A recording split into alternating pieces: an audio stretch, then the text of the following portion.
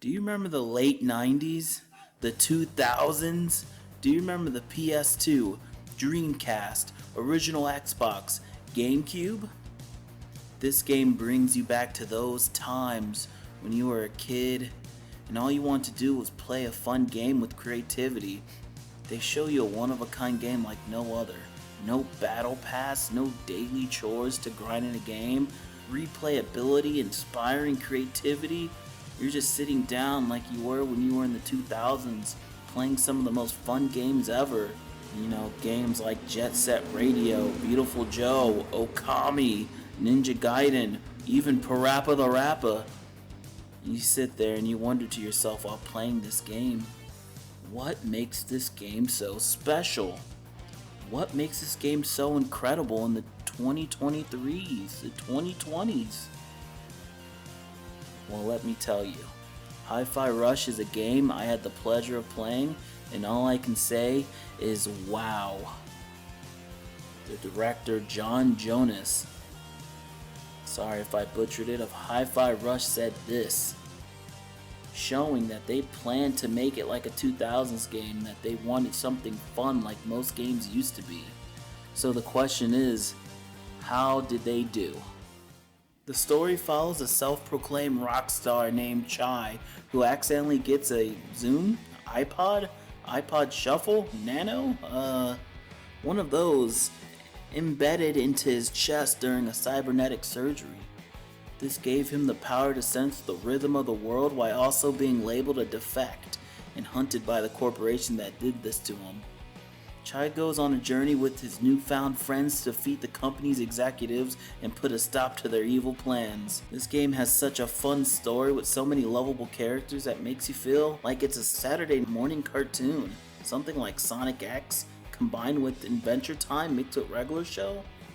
It feels like that show you watched when you were in middle school, waking up in the morning, eating your bowl of cereal and just enjoying yourself before school. And you know, mine's Baby Looney Tunes. And with your sidekick, the cat named 808 being definitely my favorite character in the game. You play as this obvious quirky protagonist called Chai, and if you know that voice, it's Robbie Damon, and it's one of my favorite voices in video game. He played Prompto and many other notable roles. He kills it as Chai. He plays off this goofy, witty, quirky protagonist well, and many more characters also join Chai in this amazing cast altogether. Not only is the story a fun journey, the gameplay is amazing.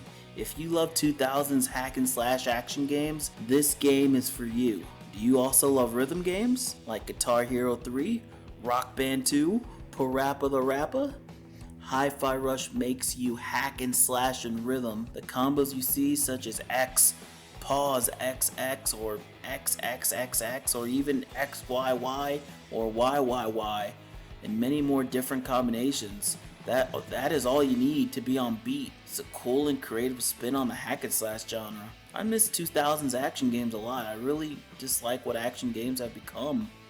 Action games of today, like God of War and Dark Souls, have a normal and heavy attack. No combos at all really along with it. And to me, that's just not good action. It's not very fun. I miss those days when you had a combo list to learn and can string together many things. This game is that. It's Devil May Cry. It's Ninja Gaiden. It's God of War 1, 2, or 3. It's Star Wars Force Unleashed. And it's just a rare moment when you get a game like this that goes back in time when gaming was gold.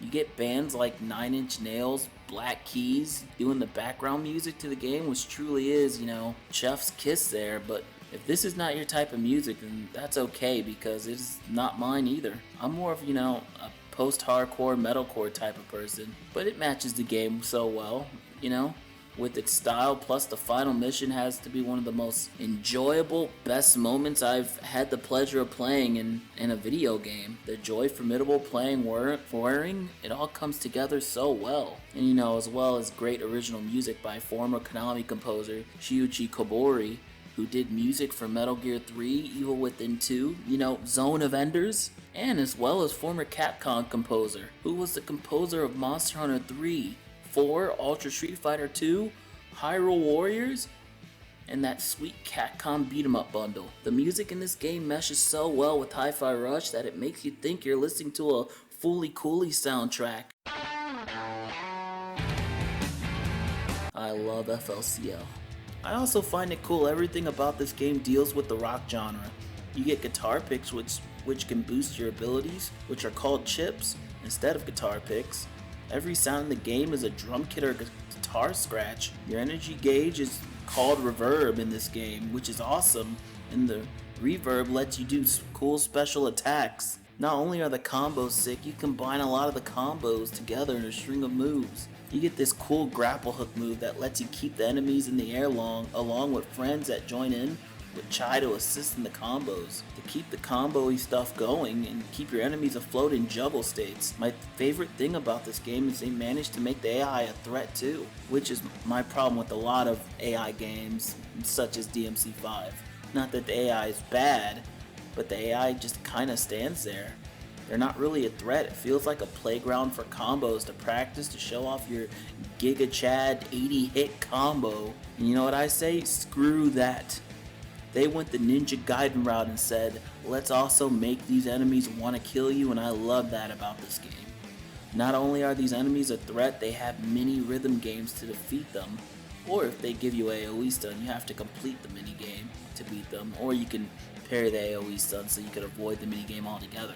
But the bosses are also pretty good. What's cool is that each boss is different. It's not just to hack them until, they die.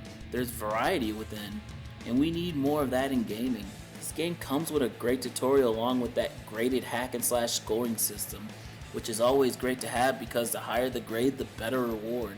I also forgot, you have a hideout. In this hideout there's collectibles, where you have a shop to buy more moves, upgrades, and rewards from challenges you can complete during missions.